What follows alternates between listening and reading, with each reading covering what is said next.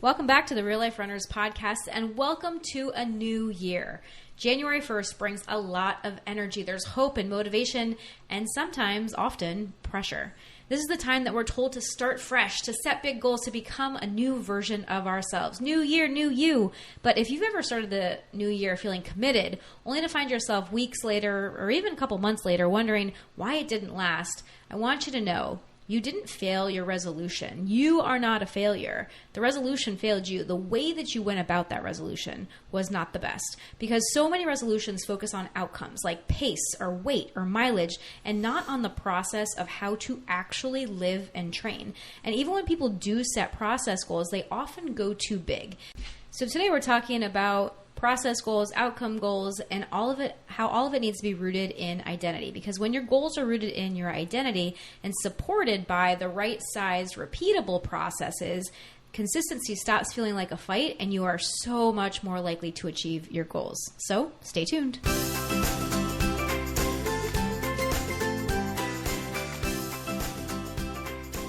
Back to the podcast, everyone. Happy New Year. Happy New Year. 2026. This is wild. If you're listening to this on the day that it's released, it is January 1st. It is also unlikely most people are listening to this on January 1st. I disagree. I think there's going to be plenty of people that are listening to this on January 1st. All right. Excellent. They're out on their run and they're ready to start a new year fresh.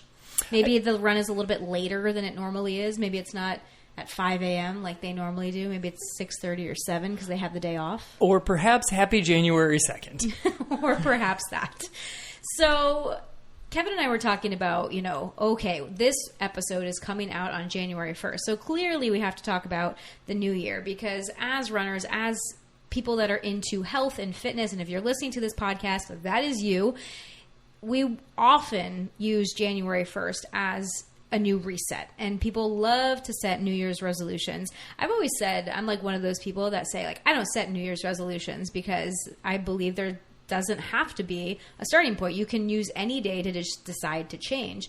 And I also recognize that that can be a little short-sighted, because it is true that our brains do like the start of something, whether it's the start of a new week, the start of a new month, the start of a new year. Our brain likes to use these points in time to take a look at things and actually start over again. Like, it does have some neuroscience behind it as well. People love a new start, a fresh start to whatever it is. That's why so many people, if they start falling off in December, and hopefully you didn't, maybe you caught our last episode, or the last couple of episodes, you went strong through December, through the holidays.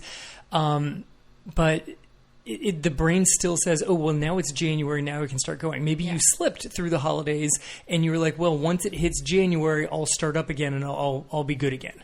Right. And so today we really want to talk about New Year's resolutions. We want to talk about the idea and the concept of it. Maybe we'll share some of our ideas for goals and quote unquote resolutions for the new year. I totally just threw that. That should be fun to put us both on the spot. I just threw that at Kevin. You guys should have just seen how big his eyes just got. He was kind of like, I didn't know I was going to be talking about that. I'm sure I can make up some resolutions somewhere during the episode. Perfect. I'm curious if you have resolutions already. I don't know about that. So I oftentimes just kind of like throw that one to you. Perfect. Right? Yeah, perfect.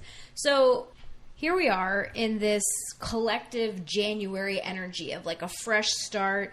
In one of our past episodes, we also talked about how 2025 was a 9-year, which is a year of conclusion and kind of wrapping things up, and of endings and completion, and how 2026 is a 1 year in numerology, which is fresh starts, new beginnings, clean slates, all sorts of fun. So that's just kind of what normally happens at the beginning of the new year as well. And I think that 2026 energy might be even more so in that direction, because I think 2025 was a pretty rough year for a lot of people. I know I've talked to a lot of people, and just the energy like in the collective seems to be one of a lot of crazy things that happened in 2025. The gestalt of 2025 was stressful. Is that what we're going with? That's what we're going with. Perfect. So I think that 2026, this new year, can bring a lot of hope, which is fantastic.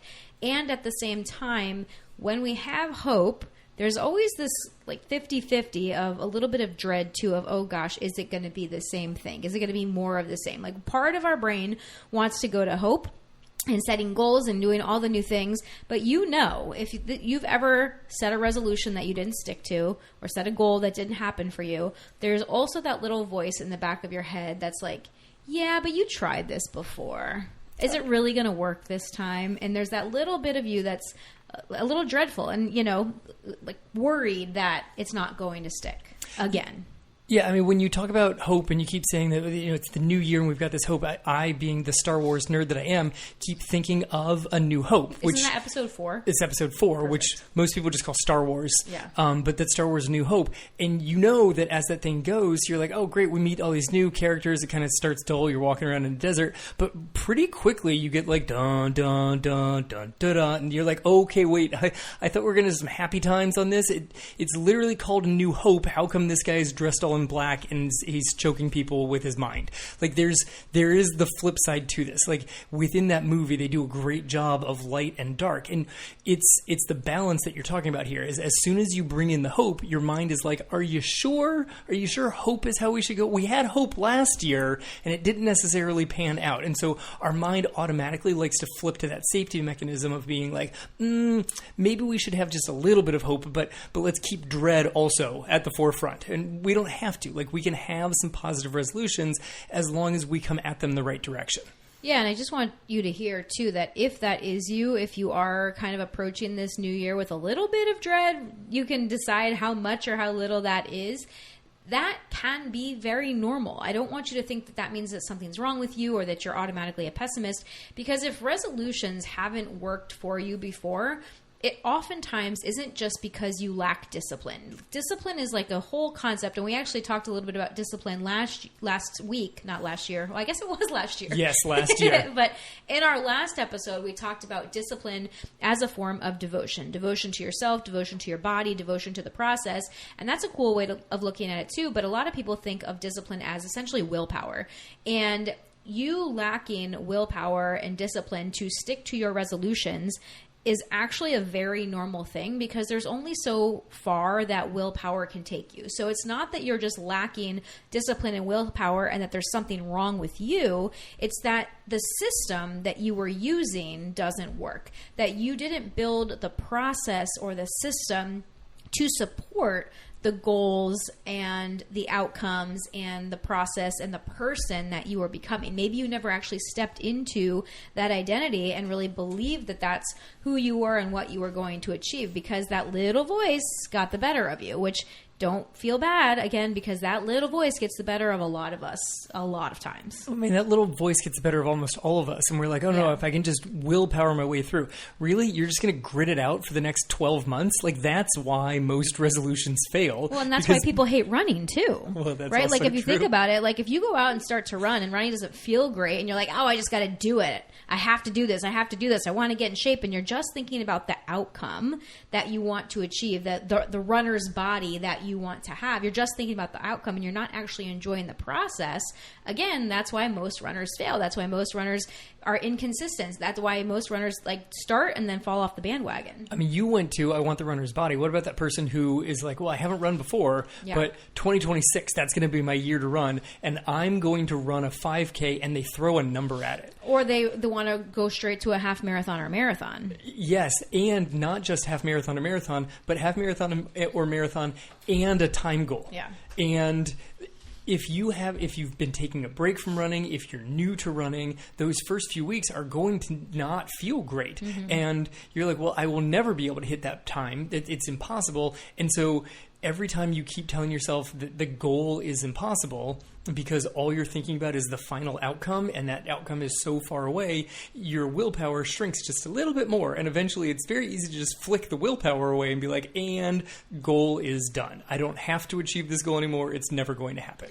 Right. And the reason that so many outcome-based resolutions fail, there's a couple different reasons. Number one is that those outcomes are delayed. We are people. Our brains love instant gratification. We love seeing the fruits of our labors and the rewards of our work as soon as possible. And that has just gotten more and more pronounced with the technological culture that we're in.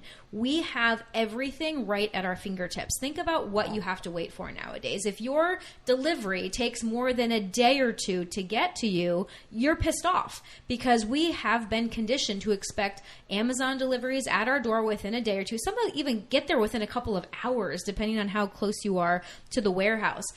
Whatever you want to watch on TV, you can go turn it on. You can watch full seasons of shows. You don't have to wait from week to week like we used to do. We 80s and 90s babies that had to wait for the next episode to air the following week at the same time. Yeah, or, stand up and walk across the room to change the channel. Yeah. I mean, did you have to do that? You guys probably had a remote control pretty early on at your house, didn't you? Not all of the TVs had a remote control, and so somebody had to get up. Do you remember the cable boxes? You guys had cable boxes, We had a cable box. Yeah, so you had like the TV and then you had the cable box too. We had the A and did you have the A and B cable thing that you had to flip back and forth between to get the extra channels? Yes. Yes. Yeah. I don't even remember that brown cable box with the red light up numbers. Vaguely. Oh, that's the one I had. I just remember that you had to flip from A to B to get like the good channels on B. Yeah. Crazy. So we now, right, that's maybe how we grew up and how a lot of us were originally conditioned, but now we've been transforming into this culture of instant gratification, and running outcomes, running goals are often delayed. Name one running goal that is not delayed by at least a little bit. I mean, any quality running goal is going to have some delay to it, unless your goal is like, I'm going to do strides at the end of my run, and you're already like 5 minutes away from the end of your run. Right. You reach that goal relatively quickly, but that goal... But that's a silly goal. That goal is more process. Right, it is. So... pretty much all of the outcomes that you're going to want to achieve in running are delayed. And so that means that they take time and they take effort, and you have to trust the process and you have to put in the work before you see results. Outcomes are also not fully under your control. So you might set a goal to run a half marathon in under 2 hours, and you can train. You can go through the best training plan and follow the training plan and do your running and your strength training. And then who knows what happens on race day. I know we've talked about the Key West Half Marathon before, but that is a great example. When we ran the Key West Half Marathon in 2019, we woke up that morning and there was basically a tsunami outside. It was essentially a hurricane in January, which was so crazy. But we looked out the window and the palm trees were going sideways because the wind was so high and it was just pouring down rain. They actually had to delay the start of the race by a couple of hours. We didn't even know if it was going to happen. So all of these weather conditions were completely out of our control, which then threw our entire fueling plan off. Like, there were all of these different variables that were not fully in our control that affected the outcome of those races. It didn't affect your outcome all that much. One of the two of us crushed it that day. I mean, we could argue that it didn't affect yours since you won the race. Yeah, but not necessarily with the time. You, on the other hand, just went out and blew everything out of the water. That was really fun. That was my half marathon PR. But so sometimes that outcome is not really within your control, and it ends up with good results. Yes, because you were able to take a whole heck of a lot of the pressure off that race. Yeah. So, well, which connects to like my third point here, which is that outcomes often create pressure to perform versus trust. Like, if you are, and that was one of my goals, honestly, during that race. I wanted to go out and I wanted to PR the half marathon. I was in really good shape. I felt really good about my training, and I went out with a goal to set a new PR. And then that whole race morning happened, and I basically said, okay, I just kind of shrugged my shoulders and I said, I'm just going to go out there and do the best that I can. Given these conditions, we have no idea. Like, the streets were literally flooded. They had to reroute parts of the race because there were just lakes in the middle of the street that we had to run around. So I just let go of my goal of setting a PR and said, okay, I'm just going to go out there and I'm going to do my best. And I'm going to push as hard as I can. So I was really able to take all of that pressure off myself and allow my body to just perform that day. Yeah, that was fun. The weather, the way the wind was going did not cooperate. So I was like, I know what I'm capable of doing, and I've got a tailwind right now. So if I go a little bit fast, it's going to be okay. Like, I think at that race, I wonder how fast I could have run if we didn't have that wind, because there was a pretty significant headwind at one point. A good chunk, basically a half of that race. A good chunk of the way back in had a big headwind. That's why I was like, all right, I'm taking it out quick early because it's going to be really hard to come back into a headwind. Yeah. So if as a runner you set these outcome-based goals, like I want to run a certain pace, or I want to run a certain mileage, or I want to hit a certain time in a race that I'm running, or maybe one of your goals is to lose weight and you want to lose 20 pounds. All of those are outcome-based goals, the actual result that you want to achieve. And not everything is in your control when it comes to all of these things, like weight loss, for example. A lot of people have a weight loss goal at the new year. You can control what you put into your body, but you can't control how your body responds to that. You can't control how your body responds to exercise necessarily. Like, you can definitely get better at it. You can become a scientist and figure out how your body is responding so that you can give it more of what it responds better to, and you can make sure that you're getting enough recovery so that you're getting the benefits of your training and all these things, but you can't actually force your body to lose weight. That is true. And as the calendar turns every year, it seems like the way that we can change our weight seems to change every year. Like, well, I ate like this last year and this were my results. I ate like this the same in the next year and I had totally different results. So I feel like every time the calendar flips, how to change your mileage goals, your pace goals, your weight goals also changes. That whole become a scientist is a little bit of a good one. Yeah. So what we don't want to do is then focus on those outcomes. We can have outcomes. I think that outcomes can be helpful because they can give us a direction of where we want to go, right? If we say, okay, I want a PR in this race, I want to run a half marathon, whatever it might be, that's going to give you a good direction and help you craft the process and the journey that you need in order to have the best chance that you can at achieving that. And that's really what takes us to process goals. So instead of, if you're someone that wants to hit set some New Year's goals and some resolutions, I would highly suggest that if you want to set an outcome goal, that's fine, but don't only set an outcome goal. Also set a process goal, because process goals are better. Process goals are what you actually have control over. They're the actual steps that you can take in order to achieve the goal that you want to achieve. So for example, I'm going to run 3 days per week. I'm going to run 30 minutes a day. Again, you don't always have full control of these things either, but you have a lot more control of your process than you do of your outcome. Yeah, 3 days a week, 30 minutes a day is a heck of a different goal than I'm going to run 1,500 miles this year. I'm going to run 1,000. I keep getting the ads on my social media feed of like run the year. Mm-hmm. So, you're going to have to run 2,026 miles. Yeah. Unless you break that thing down, you're likely to end up on the back few months of the year being like, all right, so I've got to do 400 miles a month for the last 3 months out of the year. And suddenly you're like, well, that's more than I'm currently capable of doing. So sometimes these big giant goals are great, but only if you break down and actually see what the steps are going to need to be in order to reach those things. So I like the process. I like that I'm going to run 3 times a week. That seems to make more sense for some people. Other people might be like, yeah, I could run the year, if they break the thing down and see what that's actually going to require. Yeah, definitely.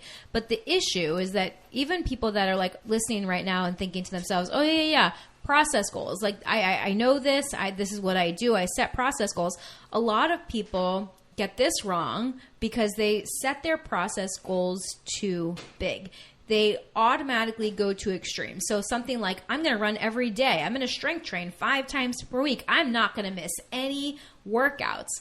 And oftentimes this backfires because life happens, or fatigue accumulates, or there's so many other things that can happen in your life that when you create very extreme process goals and aren't able to stick to them, then automatically your brain is going to probably label that as a failure. And when you're a failure, then it can lead to the F-it effect, where you just kind of throw up your hands and you're like, well, I already failed. It's one of the reasons that I'll try again in 2027. Right. Because a lot of people want these big overhauls. They want to set big goals for themselves. And I'm all for big goals. Don't get me wrong. I love big goals. I like you setting something out there that you are not sure if you're going to be able to achieve. And if you're okay, like if you want to set a process goal of I'm going to work out every day, or I'm going to run 5 times a week, and you're okay missing a day here and there and not totally getting down on yourself and then feeling guilt and shame and all of that about it, then it's okay. It's more okay, I would say. But we have to make sure that we're also building in flexibility and grace, because we know that life is going to get in the way. We know that things are going to come up that are unexpected. You have to build in that grace, but you also have to meet yourself where you currently are. Absolutely. If you're currently running 2 times a week, your process goal of I'm going to run 5 times a week is very quickly going to accumulate a level of fatigue that you're just not prepared for. Right. Like that first week is going to be brutal. You're going to use a whole heck of a lot of willpower. That second week is going to be really hard. You're going to use most of the rest of the willpower, and then, I mean, I'm sure that I'm not at all making this stat up, but then you'll join the rest of the, 90% of people who fail their resolution before it hits February. Right. So just because you're setting a process goal doesn't necessarily mean it's sustainable or realistic. And we've talked about goals a lot of different times on this podcast, and sometimes it's very good for you to have a non-realistic goal, like something that stretches beyond your current reality, because it's going to help you grow. But you have to have the right mindset around that goal in order for that to be a good goal. Where when we look at process goals, the process goals should be something that you are able to do day after day, week after week, month after month, year after year, because that is how you get the best results. The best results come from consistency and sustainability. So if you're jumping, like Kevin said, if you're jumping from I run once or twice a week to I want to run 5 times a week, and you're doing that within a week's time, right? Like you're going from December 29th, where you're running 1 to 2 times a week, and then all of a sudden January 1st hits, and you're like, okay, 5 days a week, 3 miles minimum per day, like all these things, and you're just jumping your training load up too fast.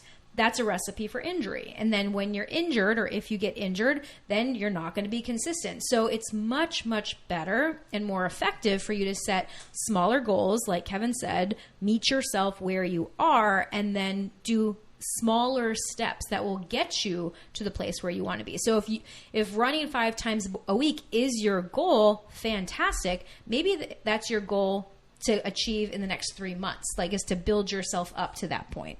Yes, that's exactly what I was going to say, that is actually a pretty solid goal, but not if you're currently at 2, because you need a plan to get healthy from where you currently are to the next place. You Right. need the safe steps that you can take. If you're at 1 to 2 days a week, you need to consistently get to 2 and then build in a third day. Maybe you can be like, all right, I'm going to do something 5 days a week, and you can go out and get a walk so that you've got your schedule planned out. Yes. This is how I'm going to fit my schedule to run 5 days a week. But right now, most of those are just going to be walks, because otherwise that's just too much pounding on your body that you aren't used to, and your body is quickly going to break down, and you're going to hate running. Right. Or cross training, like biking, you could throw in there. Yes, something that just doesn't put the same pounding impact on your body as running. Because to go from inconsistent 1 to 2 times a week to 5 is a lot if you're just flipping it from 1 week to the next. Right. But I love that idea of I'm going to put this into my calendar. I'm going to put this into my schedule, and I'm just going to move my body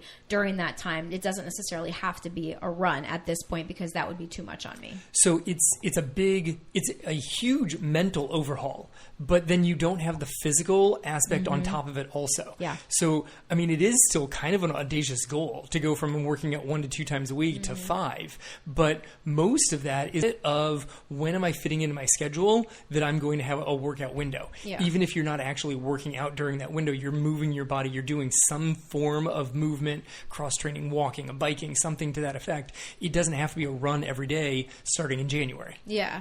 And I mean, we just had a client, fill out one of our training plan requests, and we were kind of looking through it.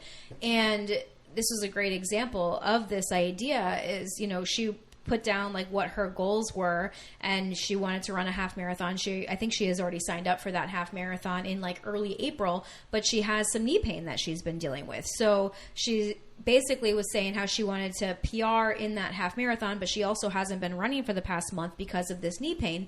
So this is one of those examples where we can have really good intentions and goals, all these things are good, but we also have to, again, meet you where you are and build you up appropriately. So I kind of corresponded with her back and forth, and I'm like, I love that you have this goal to run a half in sub 2. I just don't know if this timeline is the best because of the knee injury and the time off that you've had. We need to rebuild the foundation so that your body is able to withstand the training that you'll need in order to achieve that goal of a sub 2 half marathon. Like, love the goal. Let's do it. We just have to think about this timeline and be able to have the flexibility to assess and adjust and see how your body responds to everything. Right, because as you try and stress your body, as you aim for a bigger goal, you have to push farther than you're currently capable of, which is going to create that breakdown within the body. You also have to make sure you have enough time to actually recover from it. Right.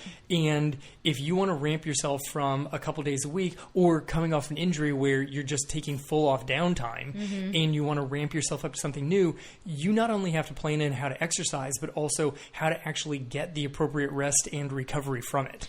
Yes, absolutely. And that's really where we can bring our nervous system into this whole picture, because bigger isn't always better. More isn't always better. Safer is better, because your nervous system requires safety. And for you to be consistent, for you not to get injured, your nervous system needs to feel safe. And safety with your nervous system comes from predictability and success. Like your brain, again, wants to know, okay, we've done this before. We've been successful at this. I feel safe in this place.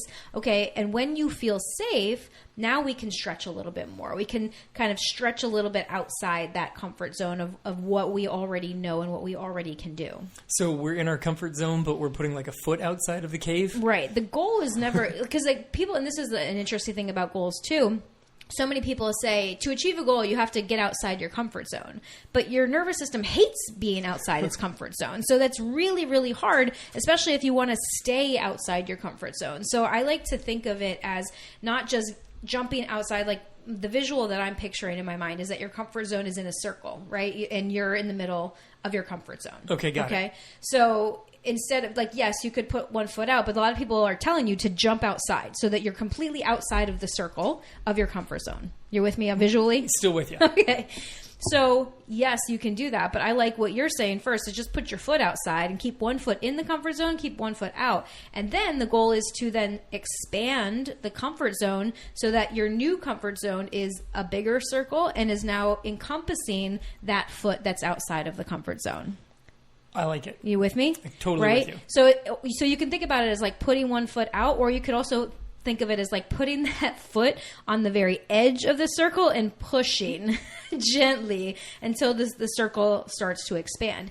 And that's really what we need. That is the key to sustainable training, because yes, you need to expand your comfort zone. You need to expand your capacity to accept training load in your body. And in order to do that, your nervous system has to be able to take it. Like, yes, people always think about the musculoskeletal system, the joints, the tissues, the bones, the muscles, all of these things. And it is very important, because if we ramp up our training load too quickly, then the musculoskeletal system often takes a hit. But the reason that happens oftentimes is because we're not able to fully recover from the load that we're placing on the body. And that has a big tie-in to the nervous system. All right, I want to go back to your image of your circle comfort zone that you're inside of. Okay. Sometimes it's nice to look outside of your comfort zone and see that you have a support system that is fully surrounding your comfort zone also. Yeah. So that when you step out... Maybe they can help pull on the sides of it. Right. But they're out there. So when you step out, you can tell yourself, your brain's going to freak out. Like, I'm a little bit outside of my comfort zone. If you can recognize that there's other people out there that are there to support you outside of your comfort zone, it makes it just a slightly less frightening place, and it allows the comfort zone to expand a little bit. Absolutely. And so you want your goals to be big, for sure, because when we set bigger goals, it's asking you to expand, and expansion is the goal, right? We all want to grow as people. We want to grow as runners. We want to be able to do things that we've never been able to do before. And we also need to recognize that these big goals, especially if they're very big goals, create subconscious resistance in your brain, in your nervous system. So whether or not you realize it or not, maybe on like consciously you are like, yes, I'm all in, I can do this. But subconsciously that 95% of your brain is like, yeah, I don't know about this. This seems a little dangerous. Like it's a great metaphor, like the movie Inside Out. Yes, I was going to say it's that purple guy. He's coming up. Yeah, fear comes up, right? And he might not always be the loudest one, but he's there and running the show a lot more than we realize. Even if he's not running the show, he's talking constantly. Yeah. Like he's always there worrying in the corner. And when things get difficult, suddenly his little quiet voice in the corner grabs the microphone. Yeah. And that's when, the stress load gets too big, when you're not recovering enough and your body doesn't know what to do. And when your nervous system gets overloaded, that's when oftentimes it shuts down. People experience burnout. People experience lack of motivation. They don't understand why they can't motivate themselves to get out. They experience injuries because they're not recovering properly. So it's not that you just need to be pushing yourself all the time. And again, I think this is where so many runners get it wrong, because we as runners are built to push ourselves. We love challenges. We love pushing ourselves. We love to be like, yeah, I'm going to do it. They're going to say I can't, but I'm going to do it anyway.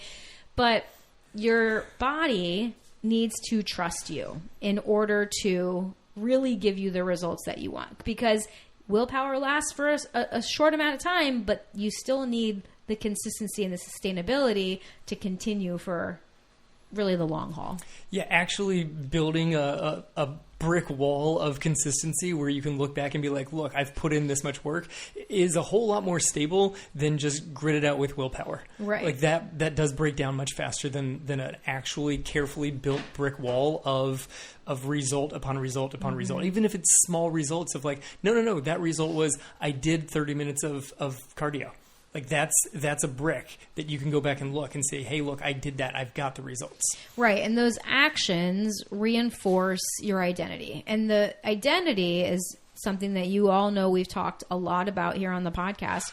But that is really your filter that helps to keep your goals the right size for you, or to take those bigger goals and break them down into goals that you feel safe and you feel comfortable pursuing. Because that's really what it comes down to. And you have to think, okay, who do I want to be in 2026? If I have these goals, who is the person that I need to be in order to achieve those goals? What would someone like me be doing on most of my days if I were someone that was able to do that thing? So, for example, you want to be able to run a half marathon. Maybe you want to run your first half marathon. Okay. Take on the identity of a half marathoner before you actually run the half marathon. That's what it's going to require. So then you say, okay, I am a half marathoner. What would a half marathoner be doing most days in order to achieve that goal in 12 weeks, 16 weeks, 20 weeks, whatever it might be? Okay, I need to run 4 days a week. I need to strength train twice a week. I need to make sure that I'm getting 8 hours of sleep. I need to make sure that I'm fueling my body correctly. And then you can start listing those actions. And then like Kevin said, once you complete those actions, by you doing that thing, you are now reinforcing that identity that you have chosen for yourself. So it becomes a beautiful little circle. You say, this is the kind of person that I am. And then you start thinking like that person, saying, okay, what would someone like me do if I was this person already, because I'm just going to choose to be that person? What am I going to be thinking? What am I going to be doing? What are those daily actions? Okay, now I'm going to do those actions, and when I do those actions, it reinforces that chosen identity for myself. Yes, and again, make sure that you're not jumping too far too fast. Of, okay, I am a half marathoner. Well, if you're currently not running at all, just adopting the mindset of I am a half marathoner, I run 4 times a week, I strength train twice a week, might be a bridge that you need to get to. You need to reach those points. It is what you need to do, but maybe you're not quite there yet. Yes, that's all I want to bring to that one, is make sure that you always look at, this is the person that I would like to be in 2026, but this is also the the person that I currently am. And it's not that you're completely changing it. You're evolving who you are into who you're going to be in 2026. You can adopt their mindset. Yeah. You can look at, when I've got this mindset, these are the actions I'm going to do, but these are also the steps that I have to take. Maybe I need January and February to get myself to be able to consistently then do the actions that I would like to be able to be the person in 2026. It's just going to take me a couple of months to get there. It might take you half a year to get there. It might take you 2026 to get there, and that actually is the person you are in 2027. And that's okay. There's nothing wrong if you get the timeline wrong. And this is one of the things that was very hard for me to accept as well when I, started to kind of get into my business journey and I hired a business coach and mentor. That was one thing that my business coach said all the time is, okay, well, I just got that timeline wrong. Like, because people would always ask him, well, what does it mean though? I didn't achieve my goal. I failed at this thing. He's like, you didn't fail. You just got the timeline wrong. And it's so much more freeing when you think about it that way, because you're like, oh, okay, I didn't fail at the goal. I just didn't achieve that thing in the time that I had set or the time that I thought it might take me to achieve that thing. It doesn't mean the goal is unattainable. That's entirely correct.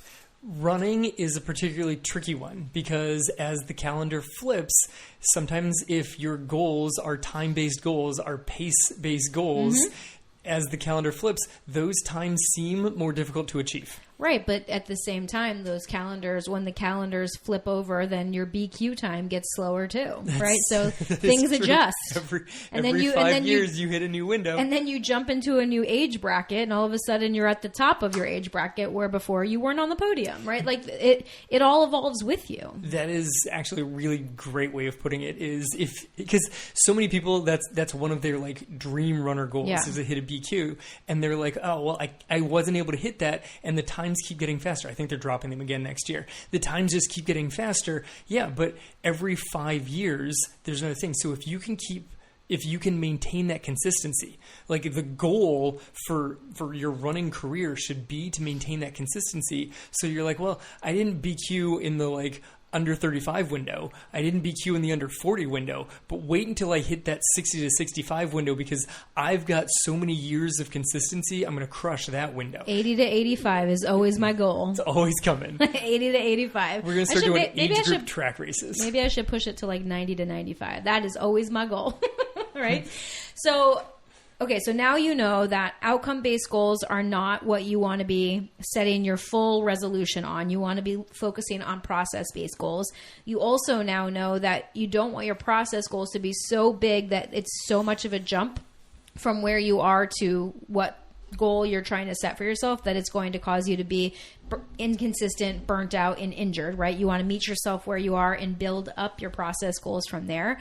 And then the third big point is that all of these goals need to also be rooted in your identity. You have to become the person that is able to achieve that goal first and then use your actions to then reinforce that identity. So the key really is to create these identity-rooted, right-sized process goals. That's a little bit of a mouthful, but we've got a simple framework for you, okay? So step one is to choose your identity. So this year, I am a runner who...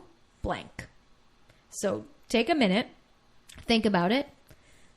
What kind of a runner do you want to be this year? I am a runner who blank. Fill in the blank. So some examples. Kevin, you got some examples? I'm a runner who runs a half marathon in under 2 hours. I mean, that's an outcome. That's an outcome. Right? But it's part of the goal that you want to achieve.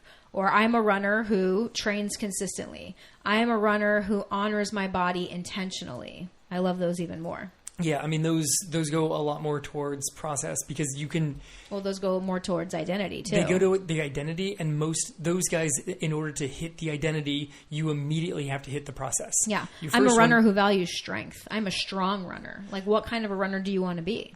You can look at it that way, too. Yeah, I am a strong runner immediately says, what does that mean? What processes do I have to actually go through in order to say, oh, yeah, no, I am a strong runner? Right. So after you figure out who you want to be, the identity that you want, step two is to then ask the scaling question, which is, what is the smallest version of this that I can do consistently, that I know I'm going to be consistent with right now? right? We don't want to jump to from 1 day a week to 5 days a week. Okay, can I go from 1 day a week to 2 days a week? Can I go from 1 to 3? Can I block out 30 minutes of my calendar every day to move my body, like Kevin was mentioning, right? Maybe those are not all runs or strength sessions or hard intensity. Maybe some of those are walks as well, but you're just out there moving your body. I am someone who consistently moves my body. I mean, that might be the smallest version of a lot of these things. If one of your goals is, I'm a runner who consistently works out, the smallest version of that is actually creating the time within the day in order to have the workout. Yeah. Not even doing the workout, because that's probably one of the things that may have held you back last year. Yeah. And let's be honest, the year before and the year before and the year before is, where do I fit the time? Life gets so busy. And that's where, what is the smallest version of this that I can do that I can say I'm consistently being successful with this goal? Yeah. And then you have to actually build in some flexibility. Well, and then you build from there too, right? Like you build in that flexibility. You assume that life is going to happen and your schedule is going to be disrupted, and you're not going to go crazy about it. Like and this is why running streaks can often be a negative thing for a lot of people. This is why we like to think of, okay, success is not necessarily I never missed a day. Success and consistency doesn't have to mean I did something every single day. It can mean I stayed in the process regardless of all the other things that were thrown at me today. Yeah, it's why I'm not the biggest fan of streaks. Yeah. I had a streak going at one point in time, and then I got sick, and then I tried to run through sickness, and then I was like, well, now I'm still sick. Yeah. And it caused issues. Right. Depending on, like, some people have running streaks, and there's what they allow to be a day that maintains the streak. If there's some leeway built into that, if there's some cushion built into that, sometimes you can maintain a streak. Right. And, we did a streak challenge inside our membership for the month of December, but the goal was to walk or run 1 mile per day. It wasn't that you had to run every single day. It was walk or run. So really the goal was movement. It was consistency with moving your body. And I love what you said too, Kev, about putting that time in your calendar, because oftentimes that is one of the biggest objections that we hear from runners, is that I don't have the time. And that's one thing that we as coaches cannot give you, right? You have to find the time. You have to make the time for the things that are important to you. We can tell you exactly what to do. We can tell you exactly how to make the time that you have the most effective. If you tell me I've got 30 minutes, that's it. It's a hard 30-minute window. Okay, great. We can tell you what to do to make that the most effective. And also help to coach you and guide you to understand that if you have 30 minutes to work with, running a marathon is not the best goal for you, because running a marathon does not match up with that constraint that you have placed on moving. If you only have 30 minutes to train per day and you're trying to run a marathon in 4 hours, 5 hours, 6 hours, it's going to require a lot more than 30 minutes a day of training, right? So you also have to make sure that your goals are aligned with your life and with the amount of time that you want to devote to your training. Right. Well, that's where the scaling question and reality come together. Yes. What's the smallest version of this I can do consistently? If you're looking at that and you're like, well, this is actually what I can consistently do, is that going to give you a shot at the outcome that you're going for? I know we said let's get some process goals in here. Yeah. But it's okay to have both of them. Yes. But if you There's nothing wrong with outcome goals. They're great. They just can't be the only thing. Right. So if you have your process goals and you look at, okay, well, if I succeed at my process goal, is it going to get me anywhere near my outcome goal? If it won't, that's not a great outcome goal. Right. That's going to be like a disheartening outcome goal, because you can be successful at the process and still not be, it doesn't seem like you're making progress towards the big outcome goal. Because they weren't aligned. Yeah, because you're not. Right. Like, if you're not making progress toward that, then lean into the process and be like, all right, well, with this process, what could I be successful at? Yeah. And then maybe from that, maybe this is what I really want to be successful at. This is the process that if I do these things, I would be really satisfied with my training. What does that actually set me up for? And then maybe from there, you could reach for an outcome goal. Yeah, I love that. It's like, okay, well, how much time do I have, or how much time do I want to devote to this? What's the process look like that will make me feel good about that? And then from there, I can then choose an outcome goal. So that's kind of a cool way to look at it too, is to essentially reverse engineer your outcome goals based on the time and the process that you want to put in. I mean, you can go the other direction. You can start with an outcome, but then you have to break it down to a process and then honestly look at the process and be like, yes, I want to do that. Because if you break it down to a process and you look at it and you're like, not a chance, that looks awful, then that's not a good outcome goal. Right, exactly. But it is important too that when you take those outcome goals and you're like, okay, what's going to be required for me to run 100 miles or run a marathon, run a half marathon? Oh, that's going to require running and strength training. These people on the podcast said that I also have to strength train in order to do these things. But that doesn't sound so fun. Okay, well, how am I going to do this? Either you find something that's going to make it a little bit more enjoyable or at least tolerable so that you can do the thing. Because that's the other thing, too, is not every piece of the process has to be enjoyable. Some of the process you just have to do sometimes. That is very true. Sometimes lifting weights is more enjoyable if the two of us are together, as long as... That's been fun. Yes, because I told you very clearly that I would like to have no commentary on my lifting. But I commented on it today, but it was only in a positive way. Was that good or no? I don't even remember what you said. So I told you how strong you were. Big, strong man. That's not even commenting on my lifting. Okay. Like, your squat could go a little deeper. Is commenting on my lifting. Oh, when you bench press, it should touch your chest. That's commenting on my lifting. And I take all of these very painfully. So that's why I sometimes don't enjoy lifting with you. But it's been great the last few days. So maybe that's a piece you could work on. Yes. Not taking it personally. Because I obviously don't mean it personally. I try. I'm just trying to help you so that your lifts will be more effective. But I have not said anything. And I really have tried to not take them personal for years. So now...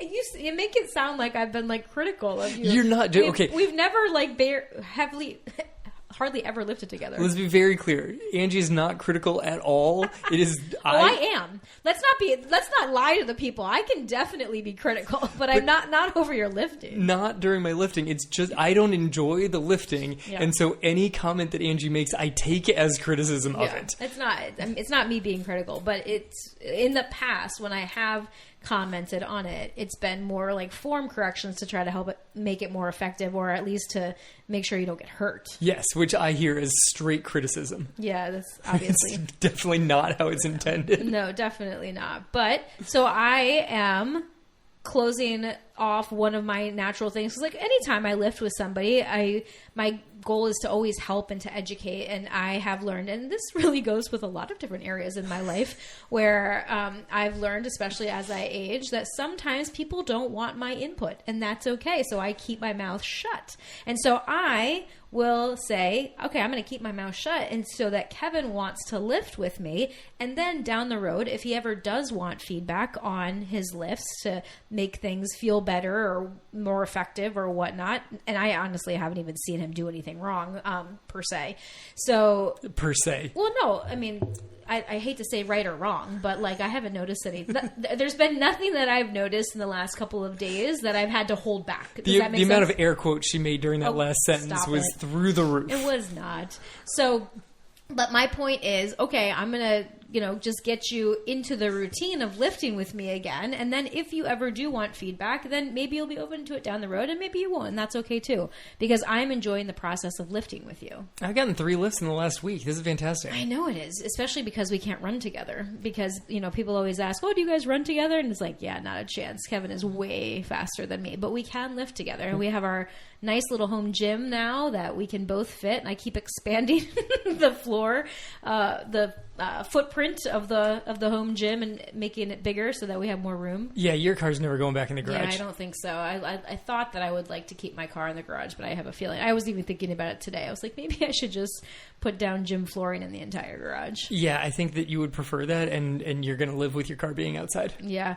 I was thinking about if I wanted to rearrange things and like move the treadmill just so that like my videos could be better also, like when I film some of the strength training videos for inside the membership and the different strength programs that I'm creating. Well, I don't know. You're expanding the footprint of the gym during like the dry season down here. That's true. And so you haven't quite dealt with like, well, it's a monsoon outside. It would be so nice if my car was in the garage. Yeah, but luckily we don't have to deal with snow, so that's really nice. But we do have a cold snap coming this week, so that's going to be a little frigid. It's going to be bitterly cold in the Watch upper out 50s. for falling iguanas. That is what our weathermen down here say. For those of you that aren't familiar with tropical climates with stupid iguanas, the iguanas, basically, they go into hibernation when the temperature gets too cold. And if the temperature stays cold enough for an extended period of time, they just essentially freeze and fall out of trees. Yes. So watch out for falling iguanas. But then if it gets warm enough the next day, they'll just look like a dead iguana on the ground, and then they'll warm up, and then they'll run away. Yeah, which is super creepy. It's so creepy. So, Kev, do you have any goals that you want to share or resolutions or anything before we wrap up today? I'm going to run the year. Are you? I did it this year. How many miles did you run this year? I broke 2,000 again this year. I didn't the year before. I had kind of a low the year before, but But 100-mile training will do that for you? 100-mile training will do that for you. It was tricky. I didn't crush it. My biggest year was a few years back. I had a really big one, but this last spring I coached track again, which makes the spring months kind of lower mileage. Like, one, I'm recovering from racing 100, and two, I don't have as much time to work with. Yeah. So you're going to run the year again? Yeah, that's what I got. I'm going to increase my strength training. Yay! It comes in waves over the years, so I'm going to try and have fewer waves and more just steadiness. It's not that I don't strength train; it's that there's ups and downs. So and when you do strength train, oftentimes it's not necessarily lifting heavy. Like, you'll get the movements in, right? Like, you'll do more body weight stuff, or no? No, when I lift, I tend to lift what I can lift. Oh, okay. Because sometimes it's only been recently since you've started using our home gym, so I guess I don't know what you do at school sometimes. I put big heavy weights on and pick them up and put them down. I mean, like, how often you're actually in the gym at school. It depends. Like I said, it comes in waves. Yeah. And during cross country season, we were able to make that work. Like, the kids would go off on a run, and sometimes I'd hit the gym. Sometimes I wouldn't, because there were 3 coaches, and sometimes we'd all get chatty. Yeah. So, what do you got? You got goals for the year? I do. Things that you want to share with us? I do. I think I want to increase my running a bit this year, and I want to run my first official trail race. So I've been starting to look into some of those a bit. I want to get myself actually signed up for one of those. We've been talking about, inside our membership with our members, doing a Ragnar relay, like a trail Ragnar would be really fun. So I'm looking at some of those and just basically want to find some dates that are going to work, because we've got a very busy schedule with our girls. So we want to make sure that it all works around our family time. But yeah, those are some of the goals that I've been thinking of. So I don't have anything set in stone yet. But running on dirt is what you're thinking? Yeah, I like running. Trail running sounds really fun and intriguing to me. So, yes, or some obstacle course races or something. All we do that. is run on sidewalk and pavement. Yeah, it's just, it's fine. I do it. I'm very consistent with my training, but it's just kind of boring. So I think that it'd be fun to go explore. I love going out into nature and exploring on foot. And so why not put a race in there and do some running with it? Excellent. Sounds like a great plan. Sounds like a good plan. So we would just invite you, as this new year starts of 2026, to just think about what kind of goals and resolutions, whatever you want to call them, that you want to set for yourself. Because this year doesn't necessarily need bigger, huge, outlandish types of goals. If you want to set a big goal, fantastic. And it's also important to make sure that you set it with the process in mind and with kindness to yourself in mind. You don't always have to do more to become more. You have to just keep showing up, because consistency is always going to win over intensity, no matter what. I mean, I guess I shouldn't say no matter what, because there are things that do require intensity. But when you're choosing between consistency and intensity for the best long-term sustainable results, consistency beats intensity every time. Yeah, I mean, when you're looking to place in your age group in the 80 to 85 category, then consistency is definitely beating intensity. Amen. So who do you want to be this year? What kind of fun things do you want to accomplish this year? And what are the process goals that you can set to make those things a reality? And if you need help, you guys know we love supporting runners inside of our membership. We can help you achieve whatever goal you want. We help runners to run 5Ks, run and just stay consistent with running and strength training, all the way to ultra marathons, and I should say ultra marathons and beyond. But ultimately an ultra is an ultra once you get past 26.2, right? Once you're 26.3, it's an ultra. Yeah. But also, no matter your age, we've got people in their 40s, 50s, 60s reaching for big things, setting new goals, stretching themselves, growing. So you're never too old. It's never too late. You just need the right system and the right support. And we have that inside the Real Life Runners membership. So we'd love to invite you to check it out over at realliferunners.com/team. And we've got a 30-day program that you can start with. We have a whole pathway, and all of the plans that we have inside of our membership are personalized for you. We help you find a plan, figure out a plan that's going to be best for you. That includes running and strength training, because you have to do both, but it does so in a way that they are put together and fit into your life. So check it out over there.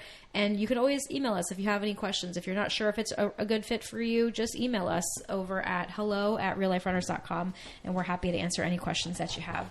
So as always, thanks for joining us. This has been the Real Life Runners podcast, episode number 442. Now get out there and run your life. Happy New Year.